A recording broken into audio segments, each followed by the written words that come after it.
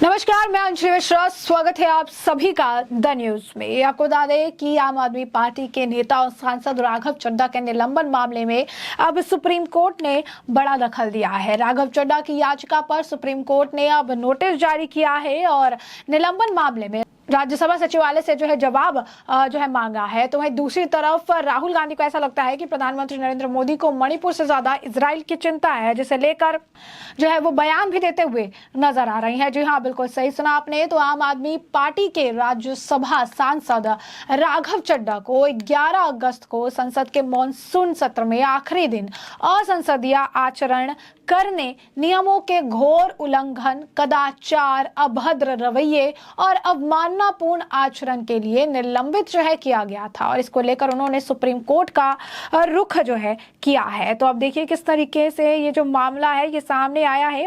अब इस मामले को लेकर जो है निलंबन किया था, इसको लेकर उन्होंने सुप्रीम कोर्ट का रुख किया और अब उनकी याचिका पर सुनवाई करते हुए राज्यसभा सचिवालय को नोटिस जारी किया गया है और उससे 30 अक्टूबर तक जवाब मांगा गया है। सुप्रीम कोर्ट ने कहा है कि अटॉर्नी जनरल इस मामले में कोर्ट की सहायता करे। मुख्य न्यायाधीश justice D.Y.. Chandrachud, justice J.V.. Pardiwala और जस्टिस मनोज मिश्रा की बेंच में जो है ये सुनवाई हुई है और अगर आप देखेंगे सुनवाई हुई है। दरअसल 11 अगस्त 2023 को संसद के मॉनसून सत्र के आखिरी दिन असंसदीय आचरण करने और नियमों के घोर उल्लंघन, कदाचार, भद्र रवैया और जो है आप कहेंगे कि जिस तरीके की बयानबाजियां की गई और जिस तरीके से जो कदाचार किया गया, भद्र रवैया किया गया, माननापूर्ण आचरण किया गया, इसके बाद राघव चड्ढा को निलंबित कर दिया गया। तो इस मामले में संसद की विशेष अधिकार समिति की रिपोर्ट भी अब लंबित है। तो अगर आप देखेंगे कि इस मामले को लेकर यानी निलंबन मामले को लेकर नियमावली के स्पष्ट उल्लंघन की दलील राघव चड्ढा ने अपनी याचिका में दलील दी है कि राज्यसभा के निलंबन सदन संचालन नियमावली के नियम 256 का स्पष्ट उल्लंघन किया गया है और राज्यसभा के सभी सदस्य जो है अगर आप देखेंगे राज्यसभा के क्या जो है किसी भी सदस्य को अनिश्चितकालीन के लिए निलंबित नहीं किया जा सकता है। सांसद राघव चड्ढा को निलंबित किए जाने के मामले में सुप्रीम कोर्ट ने राज्यसभा सचिवालय से जो है जवाब है वो उन्होंने मांगा है और इस मामले में अगली सुनवाई 30 अक्टूबर को होगी। सुप्रीम कोर्ट ने इस मामले में देश के अटॉर्नी जनरल से भी सहायता करने को कहा है और राघव चड्ढा ने अपने निलंबन को सुप्रीम कोर्ट में जो है चैलेंज किया था, चुनौती उन्होंने जो है इस मामले को लेकर दी थी। उनका कहना है कि विशेष अधिकार समिति को उसका मामला भेजने के बावजूद उन्हें निलंबित जो है किया गया और उन्होंने इस बात पर भी जो है सवाल उठाया है कि क्या किसी सदस्य को सत्र से अधिक या जांच लंबित रहने तक निलंबित किया जा सकता है। कि वकील आपको बता दें राघव चड्ढा के वकील ने दलील दी राजेश त्रिवेदी है कि किसी सांसद का निलंबन उस विशेष सत्र के आगे नहीं बढ़ाया जा सकता है जिससे उसे निलंबित करने का फैसला लिया गया हो। यह राष्ट्रीय महत्व का मुद्दा है। क्या जांच लंबित रहने तक किसी सांसद को निलंबित करने का कोई जो है औचित्य है।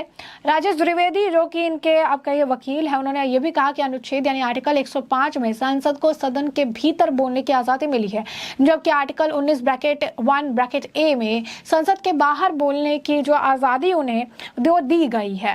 राजेश त्रिवेदी कहते हैं कि क्या रूल 256 और 266 राज्यसभा के सभापति को जांच लंबित रहने तक निलंबन का आदेश पारित करने का अधिकार क्या देती है, ये उनके द्वारा जो है कहा गया है। तो आप देखेंगे तो ये बड़ी बात है जहां पर काफी बयानबाजियां उनके द्वारा जो है की जा रही है और चीजें जो है कही जा रही है। तो स्पष्ट तौर पर अगर आप कहेंगे तो इनकी मुश्किलें बढ़ती हुई नजर आ रही है। अब ऐसे उधर राज्यसभा से सस्पेंड होने के बाद राघव चड्ढा ने एक प्रेस कॉन्फ्रेंस भी की थी, जिस प्रेस कॉन्फ्रेंस में उन्होंने कई तरह के बयान दिए थे और उसके बाद उन्होंने काफी कुछ जो है उन्होंने कहा था। सस्पेंड होने के बाद राघव ने एक प्रेस कॉन्फ्रेंस करते हुए ये कहा था कि भाजपा लगातार दुष्प्रचार कर रही है, झूठ बोल रही है। उन्होंने मीडिया से एक दस्तावेज भी दिखाया था और कहा था कि यह राज्यसभा सेक्रेटरीट का बुलेटिन है, इसमें कहीं भी दस्तखत, फर्जीवाड़ा, फ्रॉजरी, जालसाजी जैसे शब्दों का प्रयोग नहीं किया गया है। सिर्फ इतना कहा गया है कि इसकी जांच की जाए, अगर भाजपा के पास प्रूफ है तो वह इसे दिखाए। तो आप देखिए कि फर्जी सिग्नेचर का मामला था। खुद गृह मंत्री अमित शाह ने भी इस मामले को उठाया था कि कई सारे लोग कह रहे थे कि हमने जो है अपनी तरफ से सहमति नहीं दी है और उसके बाद हमारा नाम यहाँ पर देखने के लिए मिल रहा है, हमारा नाम जो है यहाँ पर आ रहा रहा है, ये बात कही जा रही थी। वैसे में अगर आप देखेंगे तो कांग्रेस के नेता राहुल गांधी भी अब दूसरी तरफ बयानबाजी कर रही हैं। जो राहुल गांधी भारत की जीत पर उनके से जल्दी से पोस्ट नहीं हो पाता है, वो कोई पोस्ट नहीं लिख पाता है, इजराइल के मामले में चुप्पी साधे रखते हैं, बाद में फिलिस्तीन के समर्थन में नजर आते हैं। वही राहुल गांधी जो है अब ये कह रहे हैं कि प्रधानमंत्री नरेंद्र मोदी को मणिपुर से ज्यादा इजराइल की घटनाओं से जो है चिंतित है।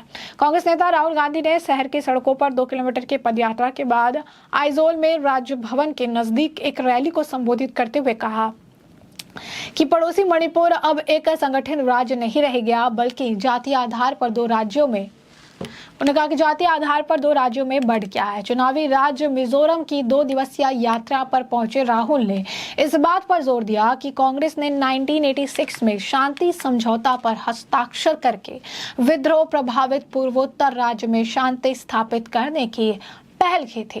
उन्होंने कहा कि मेरे लिए यह आश्चर्य की बात है कि प्रधानमंत्री और भारत सरकार को इजराइल में जो इजराइल हमास संघर्ष हो रहा है उसमें इतनी दिलचस्पी है, लेकिन मणिपुर में क्या हो रहा उसकी कोई चिंता नहीं है। मणिपुर में लोगों की हत्याएं की गई, महिलाओं से छेड़छाड़ की गई, बच्चों को मार दिया गया। उन्होंने कहा कि भारत की अवधारणा एक दूसरे का सम्मान करके, और उन्होंने कहा कि ऐसा जो है सहून बनने, एक दूसरे के विचारों, धर्मों और भाषाओं से सीखने की है। यही भारत की अवधारणा है जिस पर भारतीय जनता पार्टी हमला कर रही है। उन्होंने कहा कि वे भाजपा के विभिन्न समुदायों, धर्मों और भाषाओं पर हमला करते हैं और वे देश में नफरत और हिंसा फैलाते हैं। वे अहंकार और एक दूसरे को नहीं समझने की प्रवृत्ति को फैला रहे हैं, जो भारत की अवधारणा के पूरी तरह से खिलाफ है। मिजोरम विधानसभा के लिए चुनाव 7 नवंबर को एक ही चरण में होंगे और मतगणना 3 दिसंबर को होगी।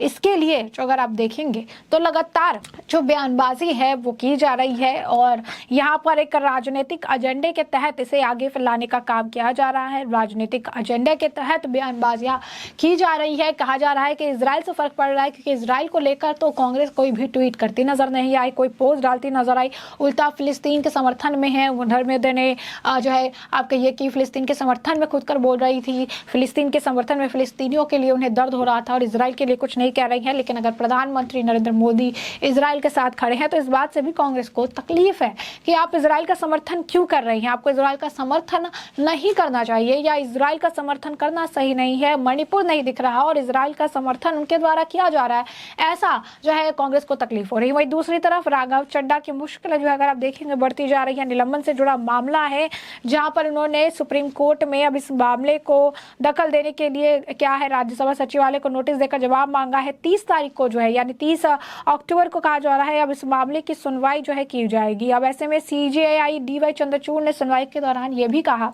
कि अदालत को यह जानने की जरूरत है कि क्या किसी सदस्य को जांच लंबित रहने तक निलंबित किया जा सकता है। अनुपातकालीन का मुद्दा यह है कि क्या किसी सदस्य को निलंबित करने के लिए नियम 56 लागू किया जा सकता है। वकील जो है शदान फरसाद ने कहा कि ऐसा करने की कोई शक्ति नहीं है, इसे सत्र से परे नहीं किया जा सकता, इसे सत्र के आगे बढ़ाने के लिए अनहित जो है शक्तियों का उपयोग नहीं किया जा सकता, विशेष अधिकार का उल्लंघन है। राघव चड्ढा ने निलंबन के खिलाफ सुप्रीम कोर्ट का रुख किया था, जिसके बाद अब जो है दलीलें दी गई है। बता दें आपको पीयूष गोयल ने जो है निलंबन का प्रस्ताव उनके खिलाफ पास किया था, तो आप सांसद को तब तक के लिए निलंबित कर दिया गया है जब तक उनके खिलाफ मामले की जांच कर रही विशेष अधिकार समिति अपनी रिपोर्ट नहीं सौंप देती है। उनके निलंबन का प्रस्ताव भाजपा के सांसद पीयूष गोयल ने पेश किया था, जिन्हें चड्ढा की कार्रवाई को अनैतिक बताया था और इसी को लेकर राघव चड्ढा ने सुप्रीम कोर्ट में याचिका दखल कर अनिश्चित काल तक निलंबन को चुनौती जो है दी है। तो एक तरफ राघव चड्ढा को लेकर मामले में सुप्रीम कोर्ट ने पहल की है और नोटिस जारी कर दिया है, जवाब मांगा है, तो दूसरी तरफ राहुल गांधी जो है बयानबाजी कर रही हैं और इजराइल का समर्थन जो पीएम कर रहे हैं उसे वो खुश नजर नहीं आ रहे हैं। तो ऐसे में अब इस पूरे मामले पर आपकी भी जो राय हो हमें कमेंट सेक्शन में कमेंट करके जरूर साझा करिएगा। धन्यवाद।